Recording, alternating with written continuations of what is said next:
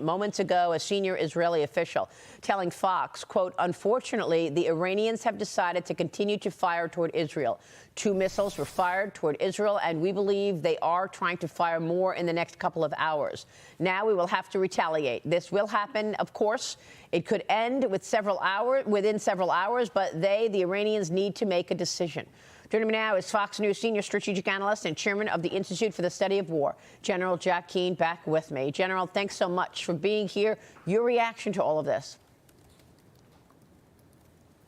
Yeah, Maria, well, thank you. Well, just a couple things on the immediate tactical situation. Ceasefires are challenging for regimes to get into effect. We've seen it time and time again. An administration makes a decision, and it still takes time to filter down to every person who's got a finger on the trigger here. So we got to find out what this really is. And the Israelis know where those launchers came from. They came from inside Iran. I don't think it has anything to do with proxies. It looks like they were shooting at mobile launchers that fired these missiles. So I think Israel has every right to retaliate, and retaliate strongly here, to make sure there's no other ceasefires. If we get subsequent fires from Iran, then that indicates that for sure they're blowing off the ceasefire. As of right now, I don't think we should take that at face value, assume that there may have been some problems with executing the ceasefire internally in Iran. But if they continue, as I said, then truly they're violating the ceasefire and have no intention to abide by it. But listen, Maria, the bigger picture here is what has been accomplished in these 12 days. If we look back, Iran was 2 weeks from weaponizing 9 or 10 nuclear weapons whenever they made that decision. And Israel came to the point that that's absolutely intolerable. We can't accept that degree of risk. They could put that bomb, they're not ready to put it on a missile, but they could put it in a truck, they could put it in a shipping container. We can't afford to have this. And so where are we?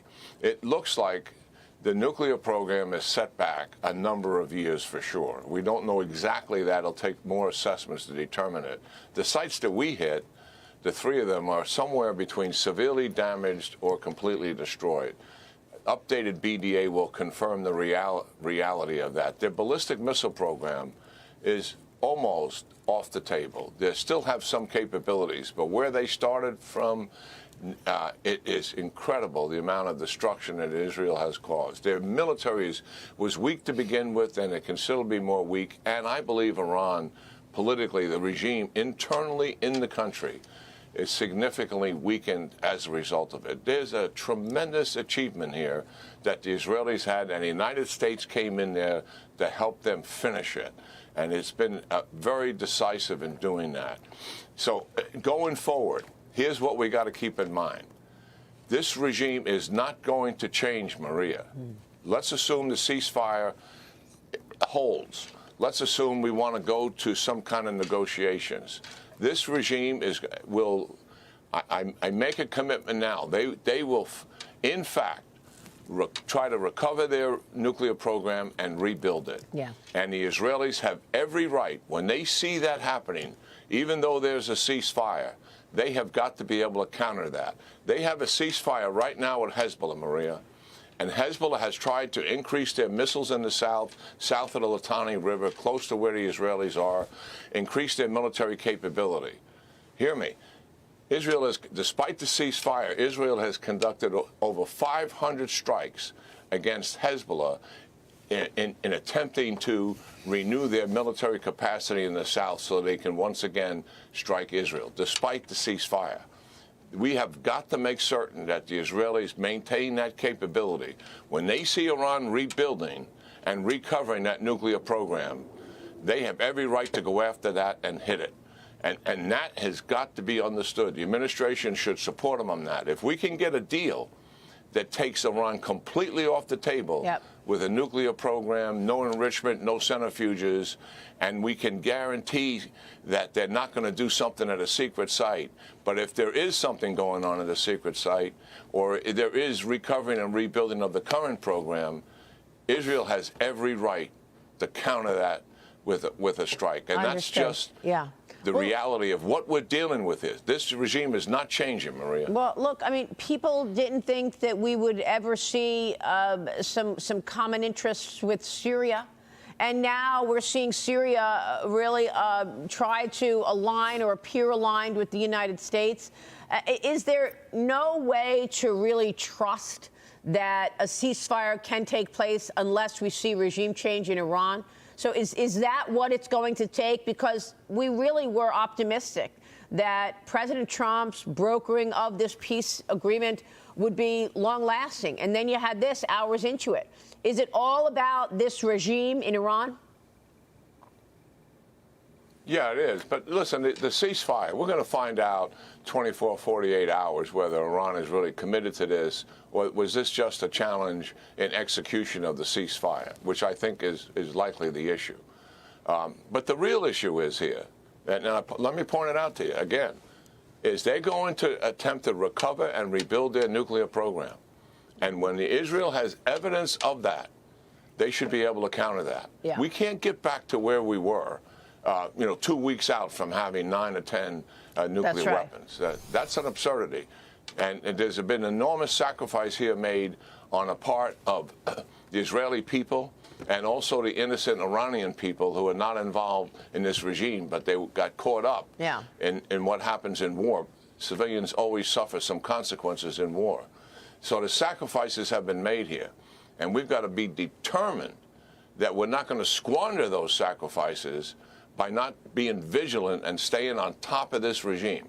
This regime is not going to change. Hopefully someone else takes over in Iran, and that's what the president wants, that's what Israel wants, and certainly 80% of the people in Iran want that. But that remains to be seen if that's going to happen. Well, I mean, and it's got to be somebody other than a hand-chosen pick of Khomeini. But I want to get your take on the others, sort of on the outskirts here. I mean, first of all, Russia. Putin is meeting with the foreign minister of Iran yesterday in Moscow, condemning or claiming to condemn the U.S. strikes on key Iranian nuclear sites, saying it was unprovoked aggression. Putin pledged to help the Iranian people, but he didn't specify how. Of course, earlier this year, Russia signed a 20-year strategic partnership with Tehran, though it doesn't contain a mutual defense clause. The Wall Street Journal this morning writes why Russia is giving Iran the cold shoulder after Israel attack, writing, quote, Putin is prioritizing Russia's interests, such as avoiding escalation and maintaining ties with Israel and President Trump over fully backing Iran. So Russia is trying to at least appear strategic. Then you've got President Trump going to the NATO summit today. He'll be meeting with, those 9 countries, our NATO partners. What do you want to hear from them? And what would you expect as we await President Trump to get on Air Force One and get going there? But also your thoughts on Putin. And is he complicit in all of this? Well, I think this is just bluster on the part of Medvedev and Putin themselves.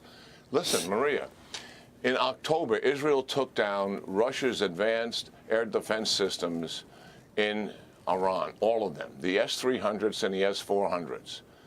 Iran, they asked Russia to replace them. We don't know that for a fact, but let's make that assumption. Yeah. How many did Russia give them? None. What else did they give them as it became obvious that Israel was getting closer and closer and closer to doing something about Iran after they had finished off all the proxies? Russia provided no material support whatsoever, nothing. China provided no material support. They got thousands of ballistic missiles they could have provided. It's an important note. No help whatsoever. No help with air defense. This is a fracture in the Axis alliance that's been established, China, Russia, Iran, and North Korea, because Russia and China did not come to their aid. This rhetoric we're hearing now, bluster, and it's empty. Yeah. I think President Trump going into NATO already has leverage. 5% is what they're shooting for in terms of defense, but he has leverage and wind at his back to make certain and put more pressure on Russia to bring them to the negotiating table. Commit that we will assist Ukraine. Commit that we'll sanction Russia. And I think we'll see Mr. Putin showing up at the negotiating table. The wind is at our back now as a result of the strong action the United States took here. And President Trump's strong action has had implications across the world, including what you just said, Russia's ability or willingness to continue that war in Ukraine. We're going to be watching it all and speaking with you along the way. General, thank you. Good to see you, sir.